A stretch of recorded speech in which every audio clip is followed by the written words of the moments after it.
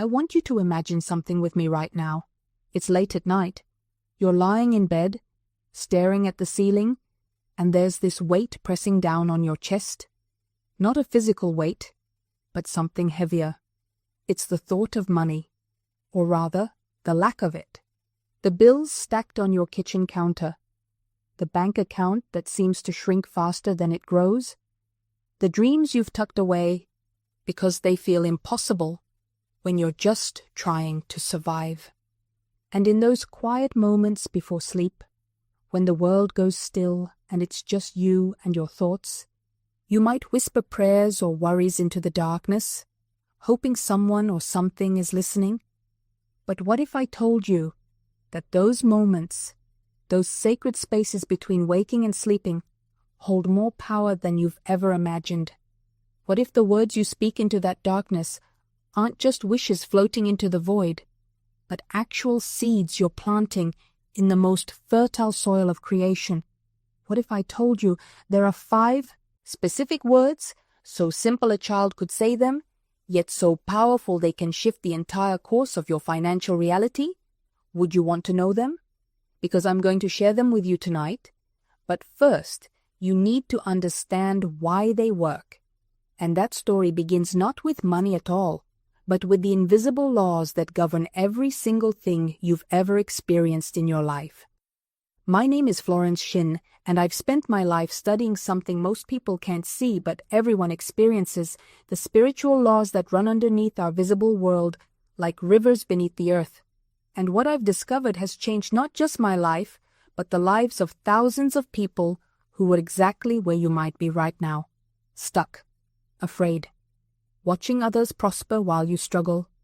Wondering why abundance flows so freely to some while you're constantly swimming upstream.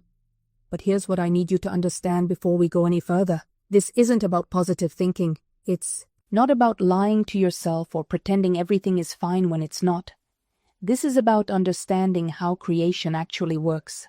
How your words, especially the ones you speak in that vulnerable space before sleep, are literally constructing your tomorrow. You see, most people treat words like they're just sounds, vibrations that disappear into air. But words are so much more than that. Words are containers. They carry intention, emotion, belief, and most importantly, they carry creative power. In the Bible it says, "In the beginning was the Word, and the Word was with God, and the Word was God." Do you know what that means? It means the entire universe was spoken into existence. Creation itself is a verbal act, and you, whether you know it or not, are creating with your words every single day. Let me tell you about a woman who came to me years ago. Let's call her Margaret. Margaret was drowning in debt. Not a little debt, the kind that keeps you up at night calculating whether you should pay the electric bill or buy groceries. She tried everything. Budgeting, extra jobs, cutting every possible expense, but no matter what she did, money slipped through her fingers like water. She'd pray, sure, she'd beg God for help, but her prayers sounded like this: "Please God, I'm so broke. I don't know how I'm going to make it. There's never enough. Why is this always happening to me?" And then she'd cry herself to sleep, exhausted and defeated. When Margaret came to me, the first thing I asked her was this: "What are you saying to yourself about money?" And she looked at me confused because she thought her words didn't matter. She thought her circumstances were creating her words. She didn't realize it was the other way around. Her words were creating her circumstances. Every time she said, "I'm broke," she was decreeing poverty. Every time she said, "There's never enough," she was commanding lack to remain. She was using the most powerful creative force in the universe, her own spoken word, to build a prison around herself. So we started to change her words. Specifically, the words she spoke before sleep. Because that moment, when your conscious mind starts to fade and your subconscious mind opens wide, is when you're most receptive to suggestion. It's when seeds sink deepest. And what I gave her were 5 words. Just 5. So simple she almost didn't believe they could do anything. But she was desperate enough to try. Within 3 months, Margaret's entire financial reality had transformed. Not because she worked harder, not because she won the lottery, but because something shifted in the invisible realm first, and then her visible world rearranged itself to match. A job opportunity appeared out of nowhere, paying twice what she'd been making. An old debt she thought she'd have to pay was suddenly forgiven due to an accounting error. Money came to her in ways she couldn't have planned or predicted, and it all started with 5 words before sleep. Now, I can feel some of you pulling back right now. I can feel the skepticism rising up. You're thinking this sounds too easy, too good to be true, maybe even a little foolish. And I understand that because we've been taught that life is hard, that money comes from grinding and suffering and sacrifice, that if it doesn't hurt, it doesn't count. But what if that entire belief system is exactly what's been blocking your abundance? What if the universe, God, the divine, whatever you want to call it, is trying to give to you, but your own words keep slamming the door shut? Let me take you deeper. There's a spiritual law just as reliable as gravity, called the law of correspondence. It means your outer world is a perfect reflection of your inner world. As within, so without. As above, so below. What you believe internally, you experience externally. And how do we know what we really believe? Not by what we say we believe, but by the words we speak consistently, especially when we're not thinking about it. Your words reveal your true beliefs, and your beliefs create your reality. Most people are running an old, broken program in their subconscious mind about money. Maybe you grew up hearing, money doesn't grow on trees, or we can't afford that, or rich people are greedy. Those statements, heard over and over, became beliefs. And those beliefs became the filter through which you see and experience money. So even when opportunity comes, you might not recognize it because your filter says, this isn't for people like me. Or you might get money, but immediately lose it because deep down, you don't believe you deserve to keep it. This is why affirmations alone often don't work. You can say, I am rich 1,000 times, but if underneath that statement is a belief that says, no, you're not, you're kidding yourself. The underlying belief wins every time. So we are not just going to give you words to repeat. We're going to shift the belief underneath. We're going to plant something new in soil that's been prepared to receive it. The 5 words I'm going to give you are designed to bypass your skepticism and speak directly to your subconscious mind. They're designed to align you with divine supply, to open channels that have been closed, to remind you of a truth you knew before the world taught you to forget it, that you are connected to an infinite source, and that source wants to flow through you, not because you're special, but because you're alive, because you're part of the creation, and abundance is your birthright. But before I give you these 5 words, you need to understand the foundation they're built on. You need to understand what I call the game of life, because life isn't random. It's not chaos. It's a game, and like any game, it has rules. Most people are playing the game without knowing the rules, and then they wonder why they keep losing. But once you know the rules, everything changes. You stop being a victim of circumstance and become a conscious creator.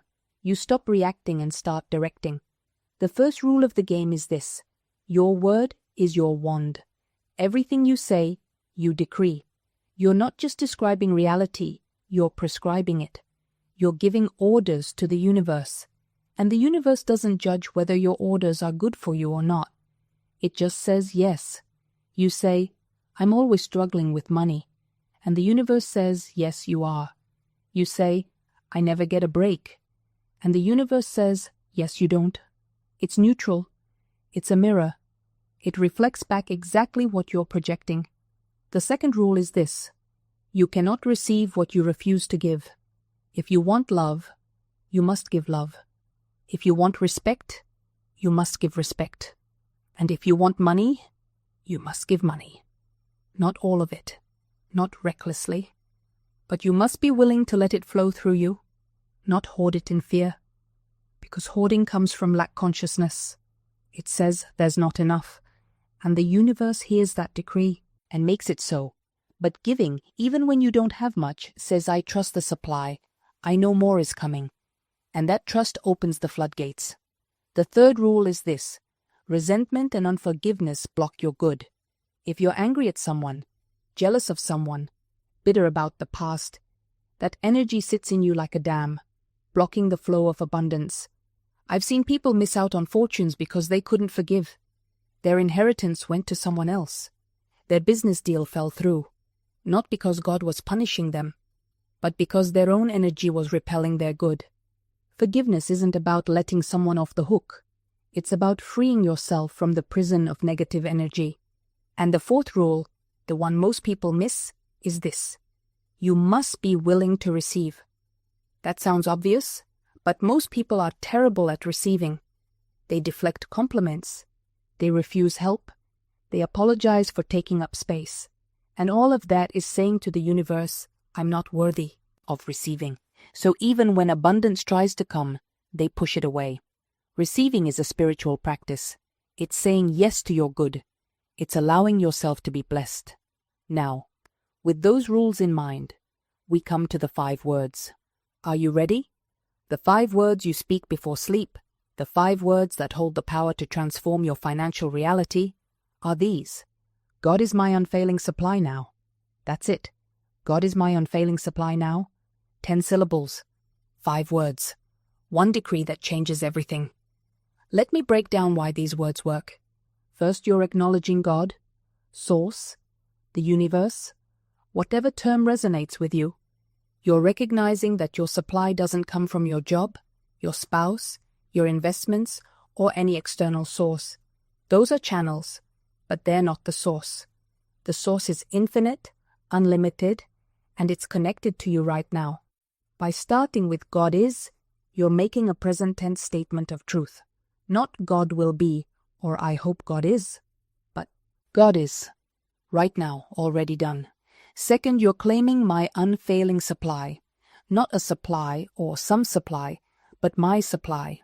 You're personalizing it. You're saying this infinite source is personally connected to me. It's mine to access, and it's unfailing, which means it never runs out. It never dries up. It never disappoints.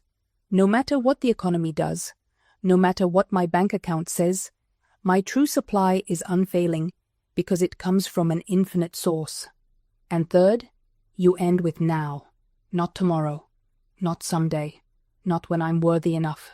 Now, this moment, present tense. You're collapsing time. You're bringing the future into the present.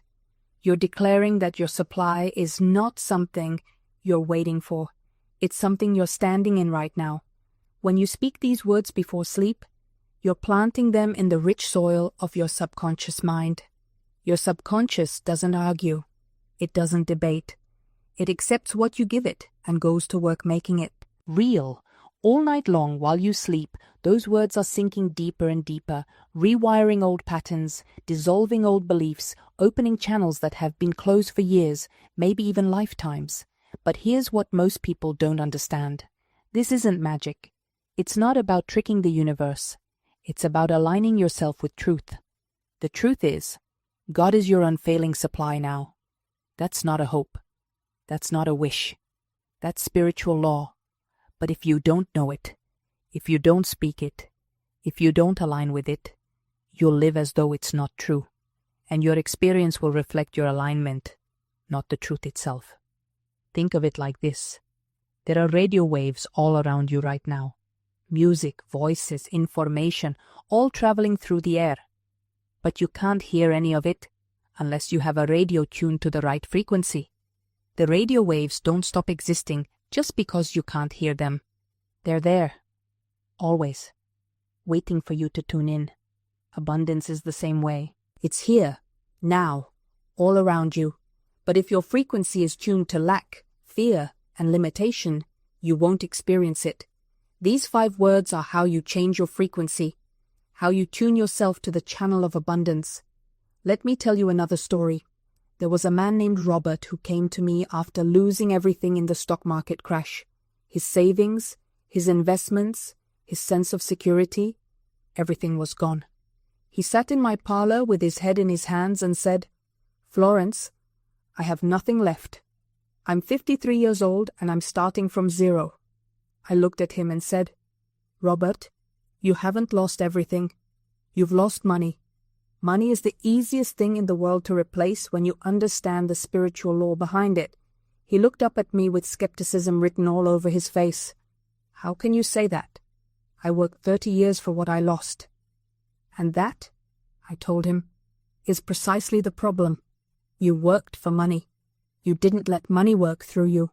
There's a tremendous difference. You see, Robert had been operating under the old paradigm, the belief that wealth comes from personal effort alone, from grinding and striving and holding tight to every penny. He had forgotten that supply comes from the invisible realm first and the visible realm second. I gave him a treatment right there. I said, "Infinite Spirit, open the way for Robert's immediate and endless supply. Let all that is his by divine right now reach him in great avalanches of abundance." Then I told him something that changed everything. I said, "Robert, for the next 30 days, you're going to act as if you're a millionaire. Not foolishly. You're not going to spend money you don't have, but you're going to carry yourself differently. You're going to think about abundance instead of lack. When you see something beautiful, you're going to say, 'I give thanks that all good things are mine.' When a bill comes, you're going to bless it and say, 'I give thanks for the perfect payment of this debt.'"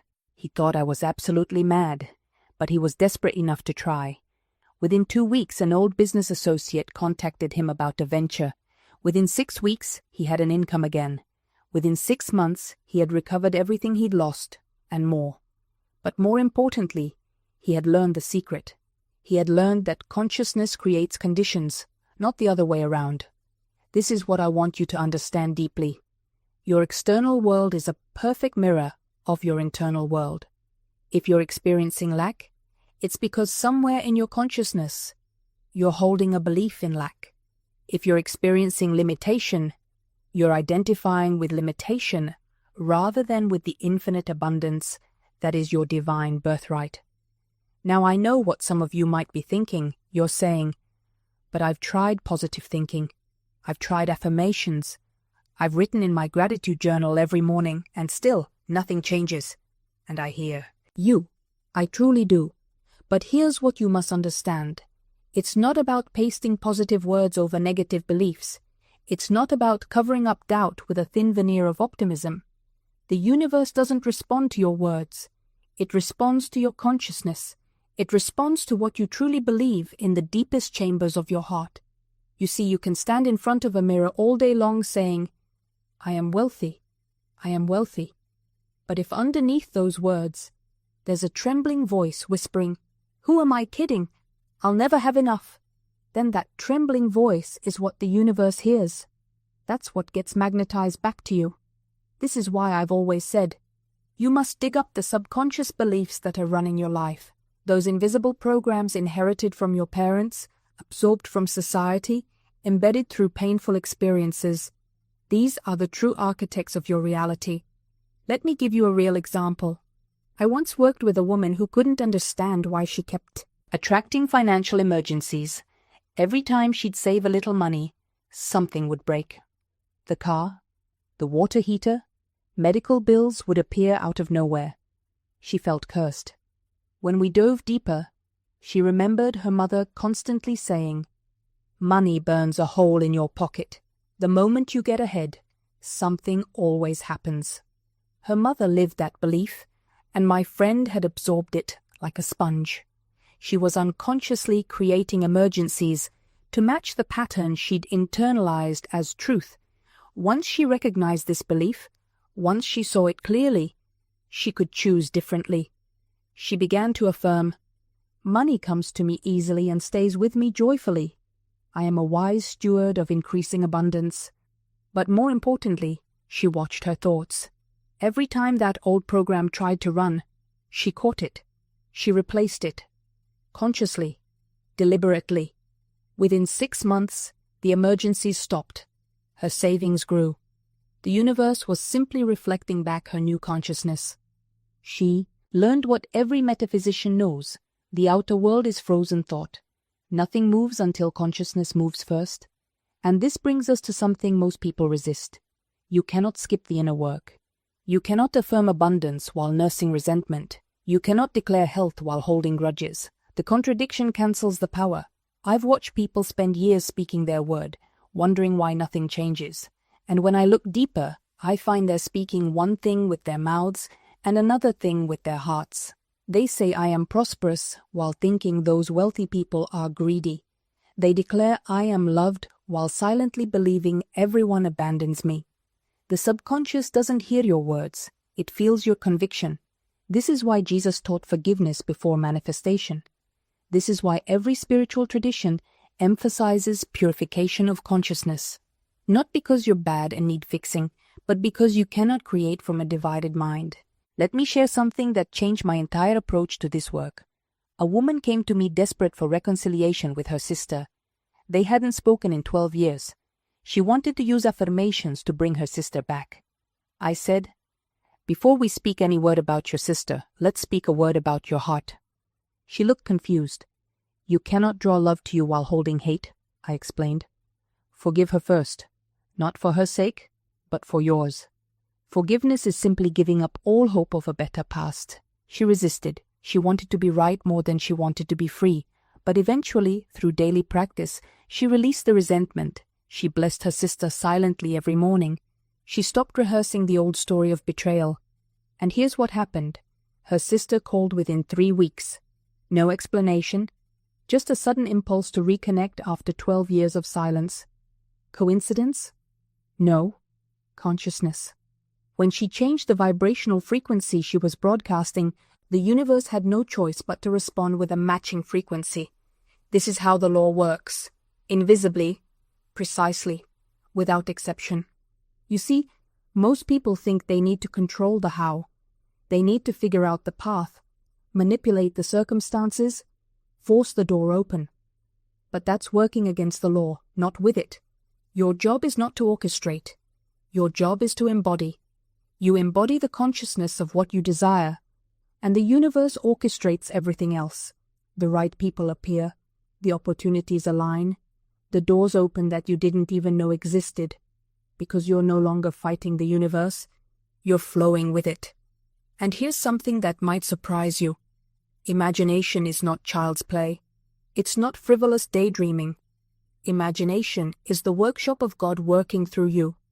When you imagine something clearly, when you see it with feeling and conviction, you're actually impressing that image upon the universal substance. You're giving form to the formless. I've watched people transform their entire lives by changing what they imagined. A woman once came to me drowning in debt, her business failing, her confidence shattered. She could only see more failure ahead. I asked her, "What would you see if everything were working perfectly?" At first she couldn't even picture it. The mental habit of disaster was too strong. But slowly she began to imagine. She saw herself walking into a thriving shop. She felt the satisfaction of paying her bills with ease. She pictured customers smiling, thanking her for her beautiful work. Every single day she practiced this vision, not as fantasy, as truth. Within months, everything shifted. A wholesale opportunity appeared from nowhere. A feature in a local publication brought floods of new customers. The money she needed came through unexpected channels. A tax refund she'd forgotten about, a debt repaid that she'd written off years ago. Was it coincidence? I don't believe in coincidence anymore. I believe in correspondence. As within, so without. Your imagination is your preview screen. What you consistently imagine, backed by faith, must manifest. It's law. Just as surely as planting a seed produces a plant, holding an image in consciousness produces a corresponding result in your world. But here's where most people stumble. They imagine what they want for a moment, then spend the rest of the day imagining what they fear. They picture success for 5 minutes, then disaster for 5 hours, and they wonder why nothing changes. The dominant image wins, always. So you must become vigilant. You must guard your imagination like a sacred garden. When fear tries to paint its dark pictures, you gently but firmly replace them. You don't fight the fear, you simply redirect your creative power toward what you actually want. This isn't denial. This is dominion. You see, most people are trying to kill the dragon of fear. They're battling it with willpower, with affirmations shouted through gritted teeth, with sheer exhausting force. But I'm telling you, you don't need to kill the dragon. You just stop feeding it. Fear feeds on your attention. It grows fat on your worry. The moment you withdraw your mental energy from the disaster scenario and place it firmly on the desired outcome, the fear begins to starve. This is why I say your word is your wand. Where you point your attention, your life force flows. And life force is creative power. It builds, it manifests, it brings things into form. When you're replaying the argument, imagining the rejection, rehearsing the failure, you're not just thinking negatively. You're actively creating that experience in the invisible realm, preparing it to materialize. But here's the extraordinary part. The same mechanism works for good. When you calmly, persistently hold the image of the right outcome, the reconciliation, the acceptance, the success, you're building that instead. You're not pretending. You're not lying to yourself. You're simply choosing which blueprint you're handing to the universe. Let me give you something practical. A woman once came to me absolutely convinced her business partner was going to betray her. She had evidence, little comments, suspicious behavior, a feeling in her gut, and I said, "You're building a betrayal with your mind. Stop it immediately." She protested, "But I'm just being realistic. I'm protecting myself." And I told her, "You're not protecting yourself. You're creating the very thing you fear." I instructed her to change her inner conversation entirely. Every time the fear thought arose, she was to replace it instantly with, "There is a divine solution. This partnership is guided by infinite intelligence, and only right action can manifest." Not once, not as a desperate chant, but as a calm, authoritative statement of truth.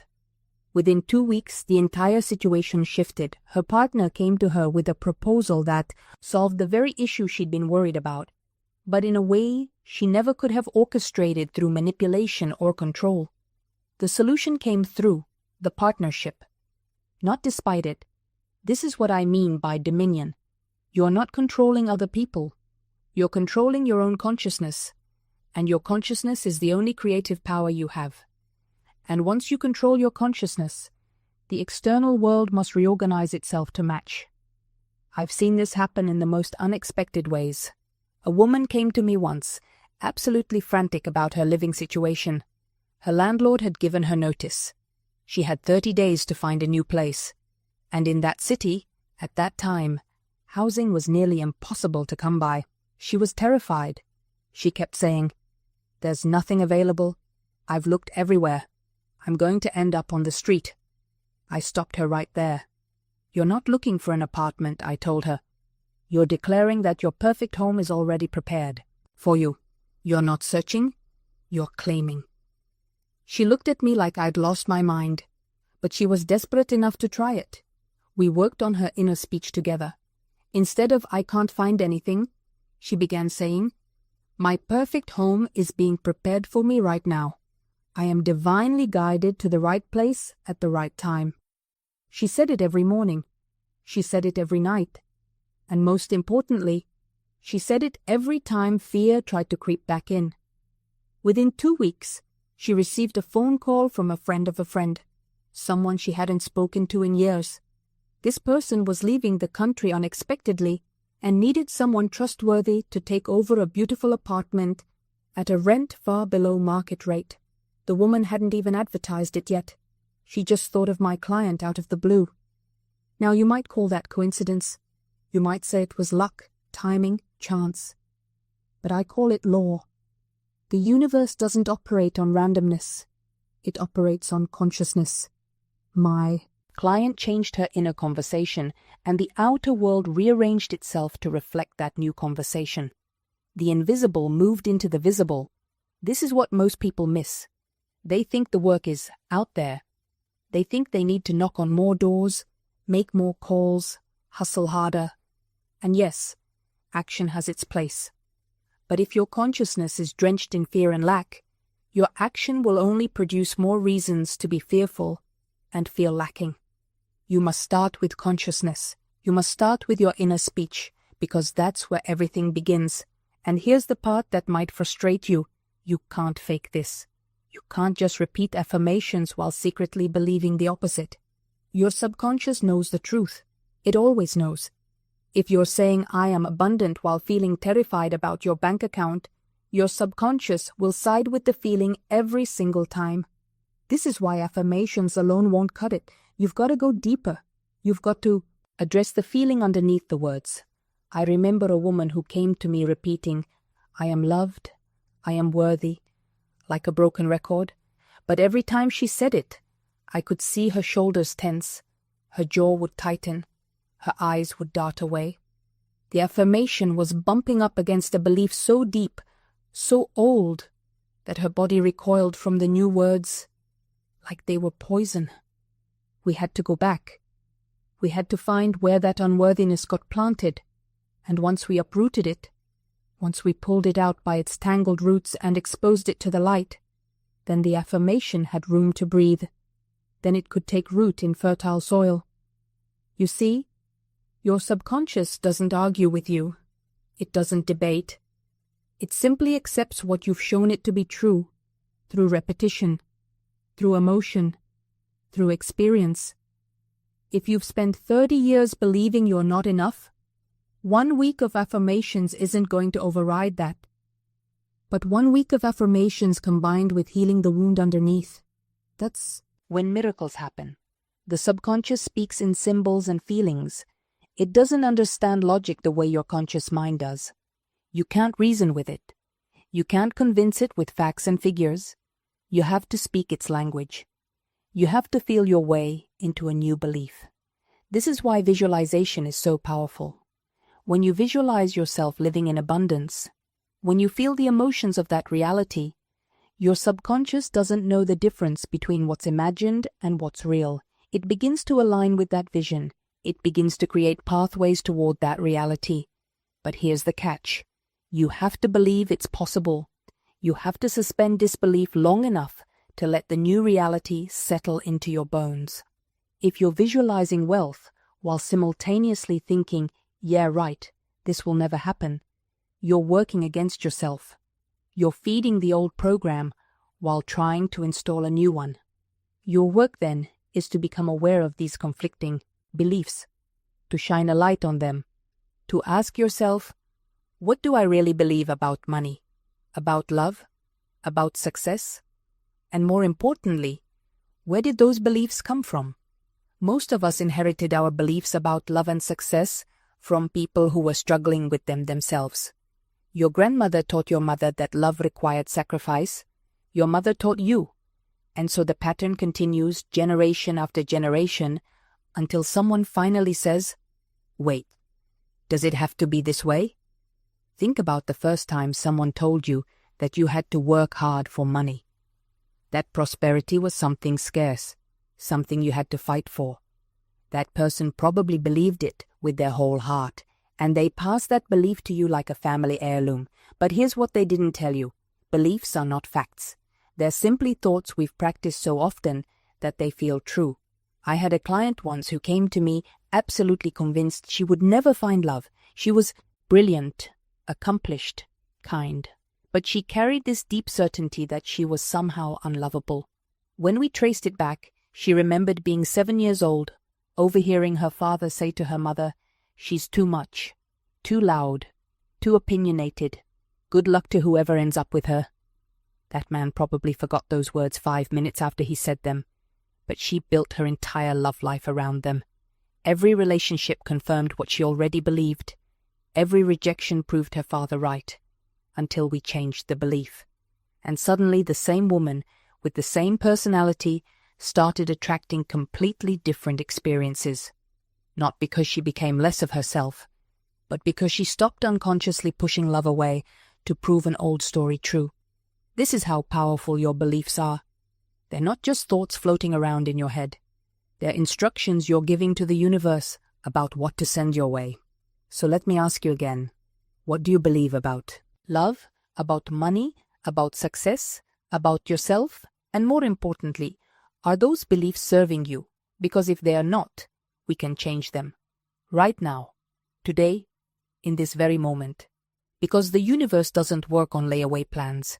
It doesn't hold your good in storage until you've suffered enough to deserve it. It doesn't say, well, she's been pretty miserable for 3 years now.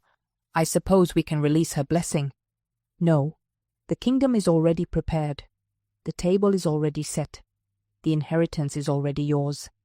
The only thing standing between you and your demonstration is the belief that something needs to happen first, that you need to become someone different, that you need to wait for the right time, the right circumstances, the right alignment of stars. But what if the right time is simply the moment you stop arguing for your limitations? I've watched people transform their entire lives in an instant, not because their circumstances changed, but because their consciousness changed.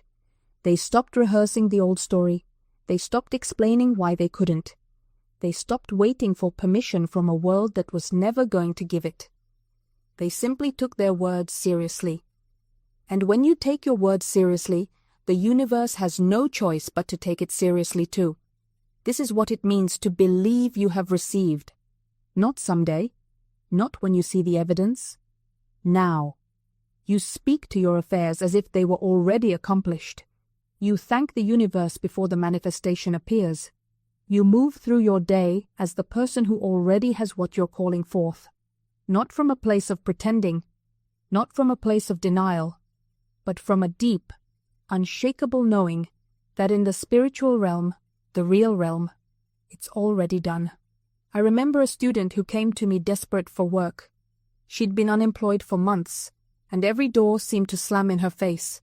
She was spiraling into panic, rehearsing her lack with everyone who would listen. I gave her one instruction. For the next 7 days, speak only words of having, not wanting. Thank God for your perfect work. Act as if the position is already yours. She looked at me like I'd suggested she sprout wings and fly. But she did it, and within those 7 days, she received 3 job offers, one of which was beyond anything she'd even thought to ask for. Magic? No.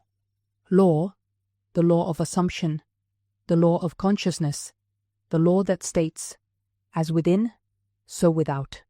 Your outer world is nothing more than a reflection of your inner convictions. Change the inner, and the outer must follow. It has no other choice. So I ask you, what would you speak if you truly believed your word had power? Because here's what I've learned. The universe doesn't respond to your desperation. It responds to your declaration. When you beg, when you plead, when you say, please, please, I hope this works. You're speaking from lack, and lack creates more lack. It's the law. But when you declare, when you say, it is done, when you speak as though the thing is already accomplished, you align yourself with the creative force that shapes worlds. I knew a woman once who wanted to sell her house. Months went by. Nothing. The market was slow, she told herself. Wrong location, wrong time. Every day she worried. Every day she looked at that house and saw a burden, a problem she couldn't solve. Then one day, after we'd talked, she changed her approach entirely. She stopped seeing the house as unsold. She began to say, my house is sold to the right person for the right price. She said it in the morning. She said it at night. When doubt crept in, and it did, she simply repeated it again, not as a wish, as a fact. 3 days later, a buyer appeared. Out of nowhere, someone who loved everything about the property. The sale went through without a hitch. Was it coincidence? No, it was alignment.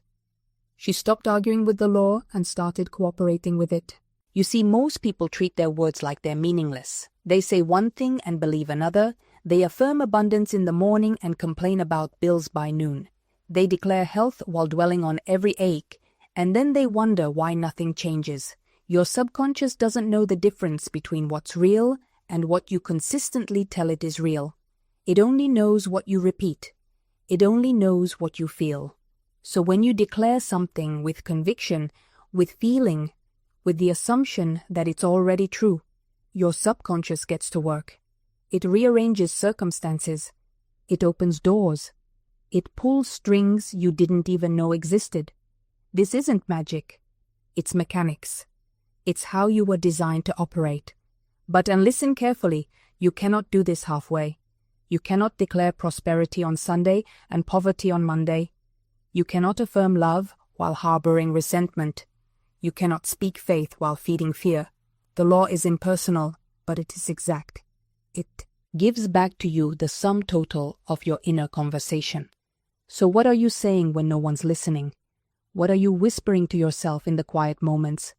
Because that is the script your life is following. Because here's what most people don't realize. You're not just thinking thoughts, you're rehearsing reality.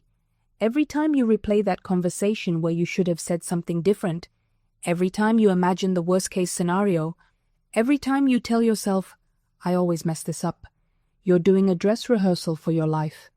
And the universe? It doesn't know the difference between rehearsal and opening night. It just gives you what you've been practicing. I learned this the hard way. There was a period in my life where I desperately wanted to move. Needed to move, really. The apartment I was in felt suffocating, but every time someone asked me about it, I'd say, "Oh, I'm looking, but you know how impossible the market is. Nothing ever works out for me with housing." And guess what? Nothing worked out. Not because the market was impossible, but because I'd made "nothing works out" my personal tagline. Then one day, a friend stopped me mid-complaint. She said, "Do you realize you tell that same story every single time? You've got it memorized like a script." And she was right. I could have performed that monologue on Broadway. One-woman show, woman who can't find an apartment, running indefinitely in my mind. So I changed the script. Not the circumstances, the script. I started saying, I'm looking forward to finding the perfect place. Things always work out for me in surprising ways. It felt ridiculous at first, like I was lying, but I kept saying it. Within 2 weeks, I found a place I loved. Was it magic? No. It was because I'd stopped casting myself in the role of the perpetual victim and started showing up as someone things work out for. Different energy, different results. This is what I mean by the script you're speaking when no one's listening. You think it's private, but it's the loudest thing about you. It's broadcasting on every frequency. Your inner dialogue isn't just commentary, it's creation. Every I can't, every I'm not, every it never. Those aren't observations, they're orders, instructions to the universe about what to deliver. And the universe is a very literal listener. It doesn't argue, it doesn't judge. It just says, "Oh, you want more evidence that nothing works out? Coming right up." That's why shifting your inner conversation is so urgent, because every day you wait, every day you postpone this work, you're not just staying neutral. You're actively building evidence for the old story.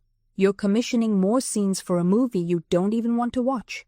I've seen people spend years, decades even, wondering why their circumstances never change, all while narrating the same tired script in their minds. I never have enough.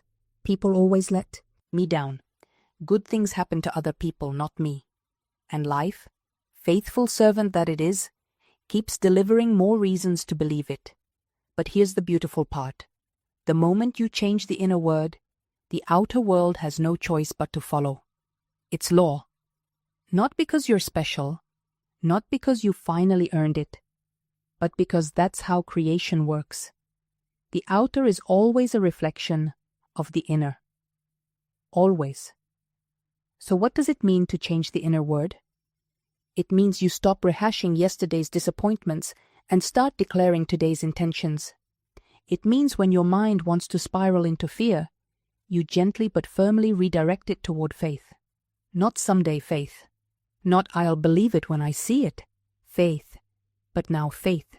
Present tense, audacious, unreasonable faith. You begin to speak to yourself the way you'd speak to someone you deeply love and believe in. You wouldn't tell your best friend. You're probably going to fail. Nothing ever works out for you. So why do you say it to yourself? Why do you tolerate that voice as if it's telling the truth. The truth is what you decide it is, not what happened yesterday, not what the bank account says, not what your mother-in-law thinks. The truth is the word you speak into the invisible, and then wait, with calm expectation, for it to take form. I knew a man once who'd been out of work for months. Every morning, same story. There are no jobs. The economy is terrible. No one's hiring someone my age. His wife would try to encourage him, but he'd bat away her words like flies. He was committed to his narrative of lack. Then one day, something shifted. Maybe he got tired of his own voice. He started saying, simple as anything, "My right work is finding me now." That's it. No drama, no desperate pleading, just a quiet, firm declaration. Within 2 weeks, an opportunity appeared through the most unexpected channel. Someone he'd met years ago at a barbecue reached out. Coincidence? No. Correspondence. The outer matched the inner the moment the inner changed. And what I witnessed again and again is that when people truly grasp this principle, when they stop trying to manipulate outcomes and start managing their inner state, miracles happen. I remember a woman who came to me in tears. Her daughter had married a man she disapproved of. For years she'd fought against it, criticized him, created tension in the family. She was miserable. The relationship was fractured, and she kept saying, if only she'd married someone else, if only he would change. I told her what I'm telling you, you cannot change another person, but you can change your reaction to that person. She resisted at first. But he really is difficult, she protested. Perhaps, I said, but your resistance to him is making you sick. Your judgment is poisoning your relationship with your daughter. What if you released him entirely in your mind? What if you blessed him? She looked at me as if I'd suggested she drink poison, but she was desperate enough to try. She began every day to speak words of release. I release my daughter's husband to his highest good. I see the divine in him. I bless this union. At first the words felt hollow, but she persisted. Within 3 weeks, something extraordinary happened. He called her, apologized for past tensions, invited her to dinner. She went, and for the first time, she saw him clearly, not through the filter of her judgment, but as he actually was. A man trying his best. Flawed, yes, but sincere, loving her daughter in his own way. Their relationship transformed, not because he changed, but because she did. The moment she changed her inner vision of him, the outer relationship rearranged itself to match. This is not psychology. This is spiritual law. You see, the universe doesn't respond to your words. It responds to your consciousness. You can affirm abundance all day long, but if underneath that affirmation is a belief in lack, lack is what you'll experience. You can say, I am healthy, while holding the image of disease, and disease will persist. The work is always internal, always. And here's what makes this challenging. You must become brutally honest with yourself. You must catch the hidden beliefs that run beneath your conscious thoughts. This is where the real spiritual work begins. Not in the meditation cushion alone, though that has its place, but in the moments when you're triggered, when someone criticizes you, when the bank account looks frightening, when your body gives you symptoms you don't want. These are your practice grounds. I've watched people do this work for years, and the ones who transform fastest are those who develop what I call belief vigilance. They become like detectives of their own consciousness. They notice the subtle contraction when they think about money. They catch the quiet resignation when they imagine their ideal relationship. They feel the tiny flinch when success seems too big, too bright, too much for someone like them. You must learn to listen to your inner dialogue as if you were eavesdropping on a stranger. What is that voice really saying? Not the polite, spiritual-sounding affirmations you paste over everything, but the real voice underneath. The one that whispers when you're alone, when you're tired, when your guard is down. I had a student once who couldn't understand why her business remained stuck despite her diligent affirmations. She said all the right words. I am prosperous. Money flows to me easily. But when we dug deeper, I asked her what she truly believed about wealthy people. And there it was, the hidden belief that had been sabotaging her all along. She believed that wealthy people were somehow morally compromised, that they'd stepped on others to get ahead, that money made people selfish and cold. Do you see the problem? Her conscious mind wanted wealth, but her subconscious mind was protecting her from becoming the very thing she secretly despised. She was caught in an impossible contradiction. No amount of surface affirmations could override that deeper conviction. Her subconscious was actually serving her, keeping her poor to keep her good, to keep her safe from moral corruption. This is the invisible prison so many people live in. They want the thing, but they've attached a belief to it that makes receiving it dangerous. Wealth means corruption. Beauty means vanity. Success means loneliness. Love means loss of freedom. Power means responsibility they are not ready for. You must find these hidden connections in yourself. You must shine light into every corner where limiting beliefs hide, dressed up as wisdom or humility or protection. Because here's what I've learned. The belief that keeps you small isn't always loud and obvious. Sometimes it whispers. Sometimes it sounds like your mother's voice, or your teacher's warning, or the collective agreement of everyone you grew up around. It says things like, people like us don't do that, or who do you think you are, or better safe than sorry. And you know what? You've been nodding along. You've been treating these whispers like divine guidance when they're just echoes of someone else's fear. I once knew a woman who wanted to write, not as a hobby, as her life's work. She had stories inside her that needed to come out, characters that visited her in dreams, scenes that played out while she washed dishes. But every time she sat down to write, she heard her father's voice. Artists starve. Writing is for people with trust funds. So she worked in an office for 17 years, and those characters stayed trapped inside her, and she wondered why she felt so hollow. The tragedy wasn't that she chose security. The tragedy was that she never questioned whether the choice was even real. She never asked, is this true? Or is this just what one frightened man believed in 1987? Your subconscious is full of inherited beliefs that you never examined. You're living by rules you don't remember agreeing to. You're turning down opportunities because of warnings that were never meant for you. They were meant for someone else, in a different time, facing different circumstances. So let me ask you directly, what belief are you protecting? What story have you been telling yourself that keeps you exactly where you are? Because I promise you, there's one. There's always one. It might sound like wisdom. It might feel like truth. But if it's keeping you from your good, it's a lie wearing a disguise. And the most insidious part?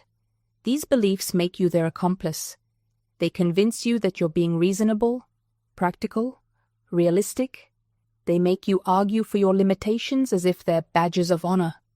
I'm just being honest about my situation. I'm too old to start over. I don't have the education for that. People like me don't get those kinds of breaks. Listen to yourself when you say these things. Really, listen. You're not describing reality. You're describing your habitual thought patterns. You're not being honest. You're being obedient to old programming. This is why affirmations sometimes feel like shouting into a void. You're standing in front of a mirror saying, I am wealthy, but underneath, there's this entire committee in your mind whispering, who are you kidding? Look at your bank account. Remember what happened last time you tried? Your family was never good at money. This is just foolish. And then you wonder why nothing changes. The words aren't the magic. The believing is the magic. Let me show you something that might shock you. You already have unshakable faith. You demonstrate it every single day. You have absolute unwavering faith in limitation, in difficulty, in that's just how it is. Watch how you talk about Monday mornings. Listen to your certainty about traffic. Notice your confidence that certain things never work out for you. That's not observation. That's devotion. That's religious level commitment to a belief system. You've been a faithful practitioner all along. You just didn't realize what you were practicing. So when I say you need faith, I'm not asking you to develop something new. I'm asking you to redirect something you already have in abundance. Stop having faith in obstacles. Stop being so deeply convinced of your limitations. Here's what this looks like practically. Someone offers you an opportunity. Your immediate thought is, that won't work for me because... Notice that? Because is where your faith lives. Whatever comes after because is your real religion. I can't start that business because the economy is bad. I can't find love because all the good ones are taken. I can't heal because this condition runs in my family. Those aren't facts. Those are altars you're bowing to. And the universe, being the perfect mirror it is, says, yes, of course, you're absolutely right. Let me arrange circumstances to confirm what you believe so completely. This is why I keep hammering this point about your word being law. Not because I'm being poetic or mystical, because I'm being ruthlessly practical. Your dominant conviction becomes your lived experience, always, without exception. If you walk through life convicted that things are hard, you will experience hardness. Not because life is hard, but because you're broadcasting that frequency and the universe is tuning in perfectly. This is why you see people who seem to attract tragedy after tragedy. They're not cursed, they're convinced. They've accepted a mental pattern that says, bad things always happen to me. And the universe, being the perfect mirror that it is, reflects that belief right back to them. And here's where it gets uncomfortable. You cannot blame the universe for giving you what you've been persistently claiming. You cannot shake your fist at the sky and cry unfair when you've been the one holding the blueprint. I've watched this play out in my own life more times than I care to admit. Before I understood these laws, I would worry myself sick over money. Every time a bill came, I would panic. How will I pay this? Where will the money come from? And you know what happened. The money became scarcer. Opportunities dried up. Doors closed. I was literally praying for provision while simultaneously declaring lack. The universe doesn't hear your prayers when your words say one thing, but your conviction says another. It responds to your dominant mental attitude, the one you carry around like an atmosphere, the one that colors every thought and word you speak. So I had to make a choice. I had to decide whether I was going to continue being a victim of my own thoughts or whether I was going to take dominion over them. And let me be clear, taking dominion doesn't mean forcing yourself to think positively while terror grips your heart. That's just painting over rust. It means actually shifting your conviction, actually choosing to see differently. I started speaking differently about money, not from desperation, but from decision. My supply is endless and immediate. I said it when I didn't believe it. I said it when my bank account laughed at me. I said it until something inside me shifted, until the words stopped feeling like a lie and started feeling like a truth I was remembering. And then, and only then, did my external circumstances begin to change. Now I know what some of you are thinking. This sounds wonderful. But what about when I'm dealing with difficult people? What about when someone is actively working against me, blocking my path, making my life harder? Here's what I discovered that changed everything. There are no difficult people in your life. There are only difficult thoughts about people in your life. Every person who appears in your reality is a mirror. They're reflecting back to you something you believe about yourself, something you're carrying in your consciousness. The boss who doesn't appreciate you? They're showing you where you don't appreciate yourself. The friend who betrayed you? They're revealing where you've betrayed your own values, your own intuition. The family member who criticizes you constantly? They're amplifying the voice of your own inner critic. This isn't about blame. It's about power. Because if other people are the problem, you're powerless. But if other people are the mirror, you can change what they reflect by changing what you're projecting. I had a client once who was convinced her mother-in-law hated her. Every family gathering was torture. Every conversation felt like an attack. She came to me desperate, wanting to know how to change this woman. You can't change her, I said, but you can change your mind about her. She looked at me like I'd suggested she sprout wings and fly. But she was desperate enough to try. Every day, she affirmed, there is a divine relationship between my mother-in-law and me. I see the Christ in her, and she sees the Christ in me. There is only love between us. She said it didn't feel true. I told her to say it anyway. The truth isn't based on current appearances. The truth is based on divine principle. 3 weeks later, something extraordinary happened. Her mother-in-law called her, something she'd never done before, and invited her to lunch, just the two of them. At that lunch, the older woman opened up about her own insecurities, her fear of being replaced, her worry that she wasn't needed anymore. My client saw her completely differently, not as an enemy, but as a frightened human being trying her best. That conversation changed everything, not because the difficult colleague suddenly became easy, but because my client stopped feeding the situation with fear and resentment. She stopped treating it like a battle. Within a month, the tension had dissolved. The colleague became, if not a friend, then at least neutral. The drama simply evaporated. This is what I mean by changing the interior world. You don't manipulate circumstances. You don't force people to behave differently. You change your consciousness, and the outer world rearranges itself to match. Now I know what some of you are thinking. You're thinking, but Florence, what about really terrible people? What about genuine cruelty?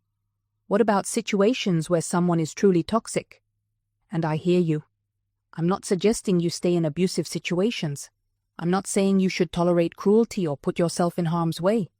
What I'm saying is that even in those situations, your power lies in how you see yourself, not in trying to control the other person. Sometimes the right action is to leave. Sometimes it's to set a firm boundary. Sometimes it's to speak up. But even those actions come from a different place when they're rooted in spiritual understanding rather than fear or revenge. When you leave a situation from a place of clarity and self-respect rather than from victimhood and resentment, everything shifts. You're not running away. You're walking towards something better. And that intention makes all the difference. I once worked with a woman who needed to leave a marriage. It wasn't violent, but it was deadening. Her husband wasn't cruel, but he was indifferent. She'd spent years trying to change him, trying to make him see her, trying to get him to care. When she finally realized she couldn't change him, she felt devastated. But then something else happened. She stopped trying to change him and started asking herself what she truly wanted. Not what she wished he would give her, but what she wanted for her own life. And you know what she discovered? That for years she'd been waiting for him to apologize, waiting for him to see her clearly, waiting for him to become the person she needed him to be. Her entire emotional life had been on hold, suspended in this state of expectation that kept her perpetually disappointed. She realized she'd given him a power he never asked for, the power to determine whether she could be happy, peaceful, whole. So she took it back, not through confrontation, not through ultimatums or dramatic declarations. She took it back quietly, in the privacy of her own mind. She stopped rehearsing what she would say if he ever understood. She stopped mentally replaying their arguments, looking for the moment where everything went wrong. She started asking instead, what do I want my days to feel like? What brings me joy independent of his mood? What have I been postponing until he changes? And here's what's so beautiful. When she stopped waiting for permission to live fully, when she stopped making his approval the prerequisite for her peace, something shifted in the entire dynamic. He noticed, not because she was trying to get his attention, not because she was punishing him with withdrawal, but because authentic change has a frequency all its own. When you genuinely release someone from the prison of your expectations, they feel it. The air changes. The pressure lifts. Sometimes they step toward you differently. Sometimes they don't. But here's what matters most. You're no longer waiting to find out. You're already building something real with your own life. This is the work that nobody tells you about.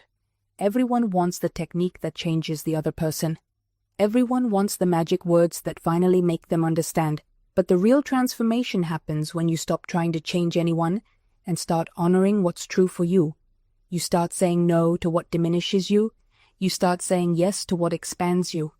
You stop explaining yourself to people who have proven they're not interested in understanding. You stop auditioning for love you already deserve. You remember that their capacity is about them, not about your worthiness.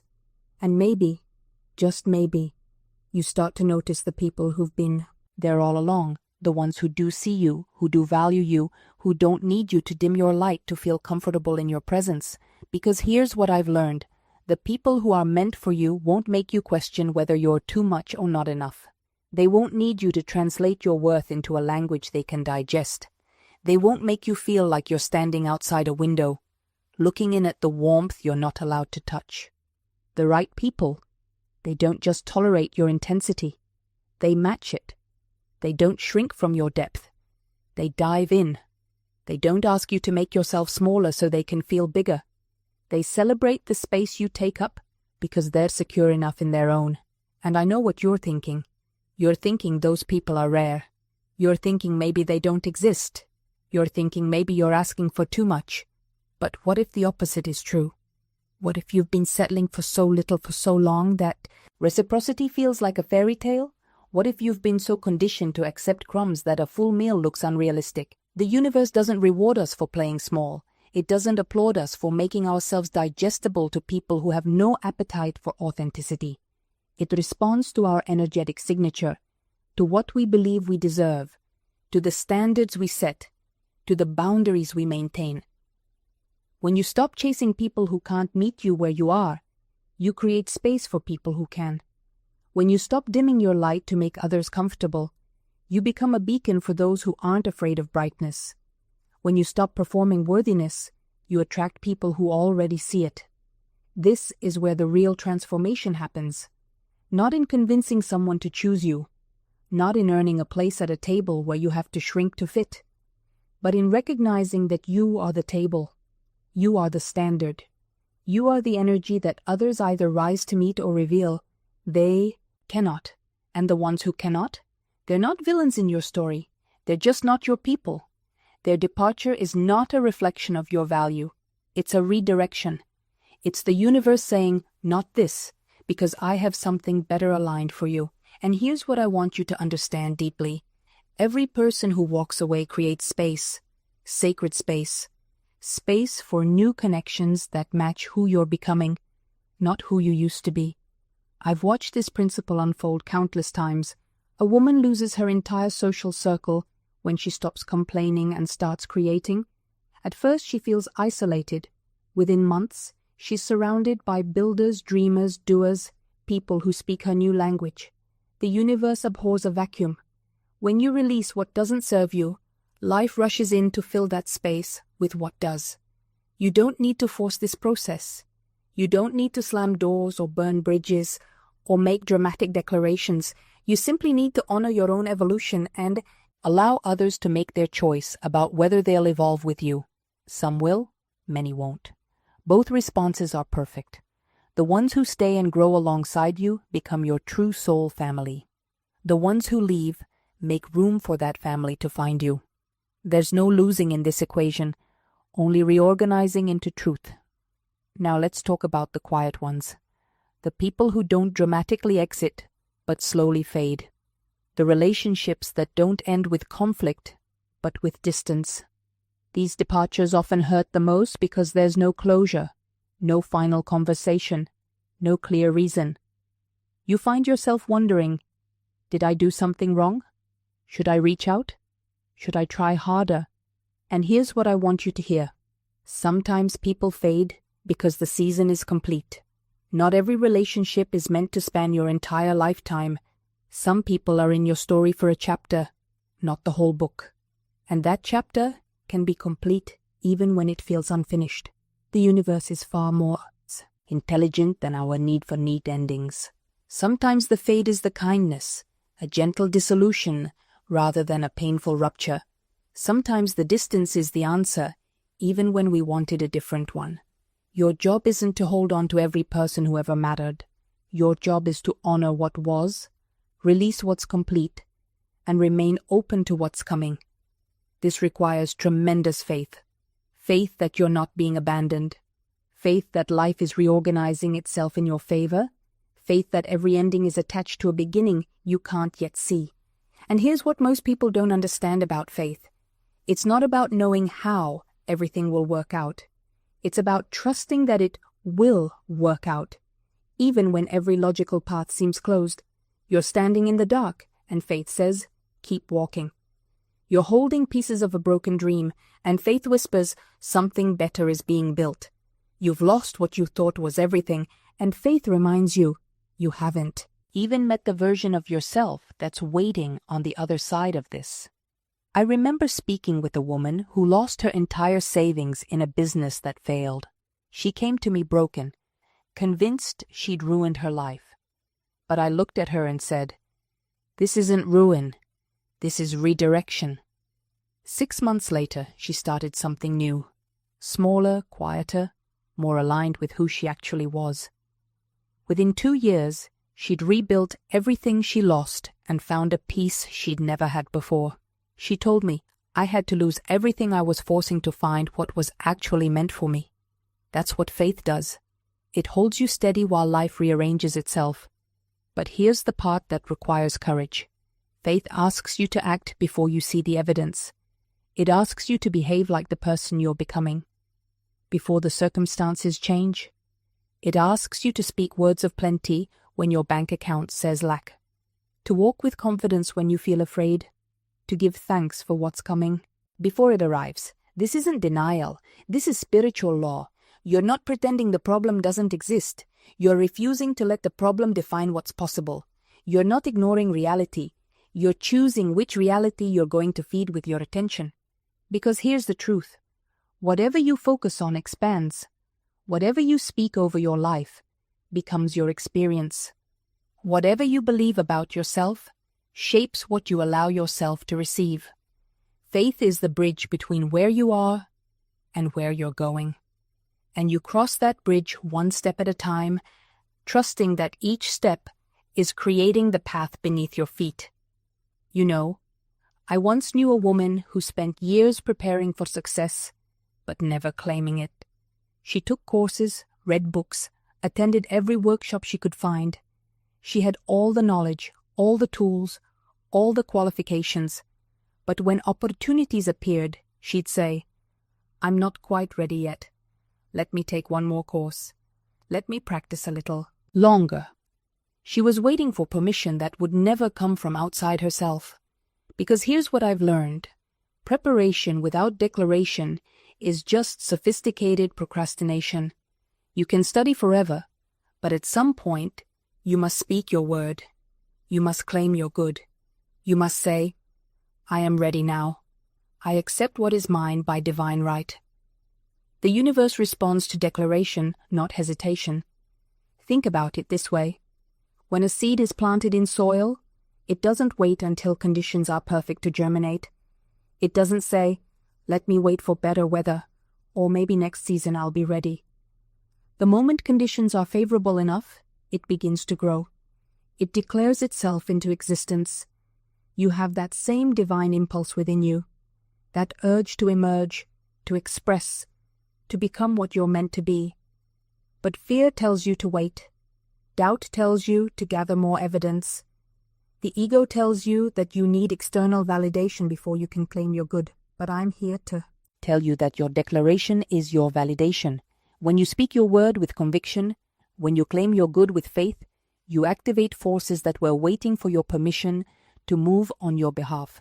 The universe has been holding your good in escrow, waiting for you to be ready to receive it.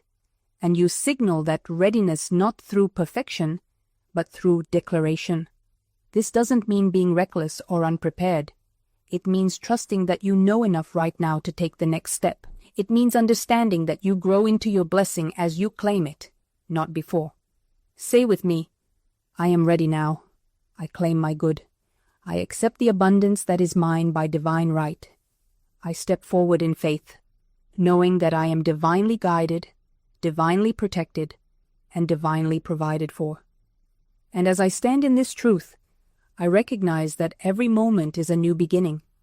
Every breath I take is an opportunity to align myself with the infinite abundance of the universe. The past has no power over me unless I give it that power. The future is being shaped right now, in this very moment, by the thoughts I think and the words I speak. You see, I have learned that spiritual law is the most powerful force in existence.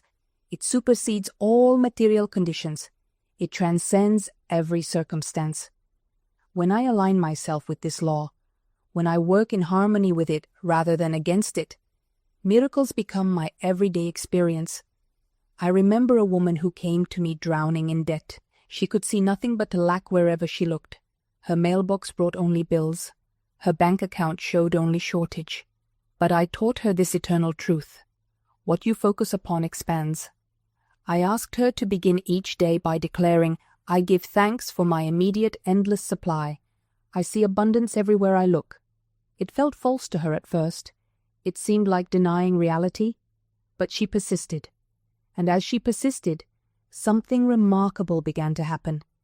The universe responded to her new vibration. Unexpected checks arrived. Old debts were forgiven. New opportunities presented themselves. Within months, she was completely free of debt and living in a state of overflow. The outer circumstances had simply rearranged themselves to match her inner conviction. This is not magic. This is law. This is the way the universe operates. Your inner world creates your outer world. Your consciousness is the garden, and your experiences are the harvest. You cannot plant seeds of fear and reap fruits of peace. You cannot plant seeds of lack and reap fruits of abundance.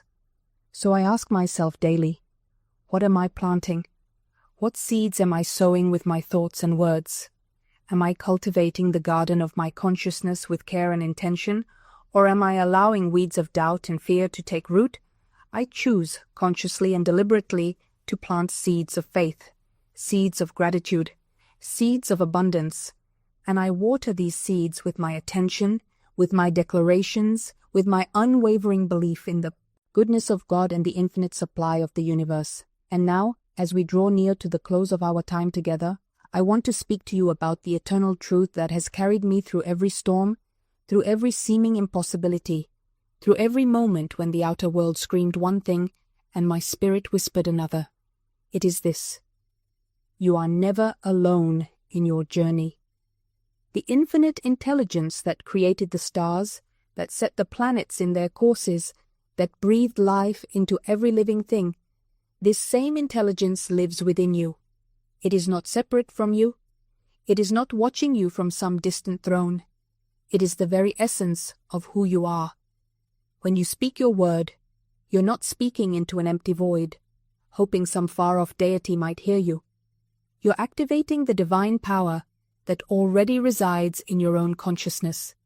You're commanding the very substance of the universe to take form according to your faith. This is why I say with such certainty, what is yours cannot be kept from you. The right home, the right relationship, the right opportunity, these are already prepared for you in the invisible realm. Your work is simply to align yourself with them through faith, through gratitude, through the fearless speaking of your word. I have watched this principle work in the smallest details and the grandest demonstrations. A woman needed exactly $87. She spoke her word with precision and faith. Within days, $87 came to her through a channel she had never anticipated. Not 85, not 90, exactly 87. Why? Because in the realm of infinite supply, there is no approximation. There is perfect precision. There is exact fulfillment. Your spoken word is the bridge between the invisible and the visible. It is the tool given to you by the divine to shape your experience. Use it wisely. Use it boldly. Use it with the full authority of one who knows their divine inheritance. And remember this above all: delay is not denial. Sometimes the fulfillment of your word appears to take time. The human mind grows anxious, begins to doubt, wonders if perhaps the principle has failed this time. But I tell you, nothing could be further from the truth. The universe is always working on your behalf, arranging circumstances, preparing channels, orchestrating the perfect timing for your demonstration. What seems like waiting is actually the invisible machinery of creation moving into position. Stay faithful, stay expectant, continue to water your seeds with belief. Your harvest is assured. And remember this: the universe does not play favorites. What worked for one will work for all. The same spiritual laws that brought prosperity to kings and queens are available to you right now in this very moment. The game of life is won by those who dare to play with faith as their strategy. You might say, "But Florence, I've been waiting so long. When will my demonstration come?" And I say to you, it comes the moment you stop asking when and start knowing that it already is. Your impatience is the only delay. Time is the illusion. Your consciousness is the reality. I've watched people manifest their desires in an instant when they finally released all resistance. One woman spoke her word for the perfect home, and within hours, yes, hours, the exact property she'd visualized became available through the most unexpected channel. Another held the vision of reconciliation, and the very person they needed to hear from called that same evening after years of silence. These aren't miracles. These are spiritual laws in action. Your part is simply to maintain your vibration of faith. Don't wobble. Don't second guess. Don't let the opinions of others shake your knowing. The world will tell you to be realistic, but I'm telling you to be faithful. Faith is the highest realism because it aligns with divine truth. As we close this journey together, I want you to feel the power that lives within you. You are not small. You are not powerless. You are not at the mercy of circumstances. You are a divine being, created in the image and likeness of infinite abundance, perfect health, and unconditional love. The game of life has been rigged in your favor from the beginning. Every spiritual law supports your success. Every invisible force is conspiring for your good. There is no opponent except your own doubt, and even that dissolves in the light of your faith. So speak your word with authority. Walk forward with confidence. Expect your miracles as naturally as you expect the sun to rise. Your good is established. Your victory is certain. The game is yours to win, beloved, and you've already won it. Thank you for allowing me to share these eternal truths with you. May they transform your life as they have transformed countless others. Remember, you are blessed, you are guided, and you are deeply loved. Now go forth and claim your magnificent inheritance. The universe is waiting to say yes.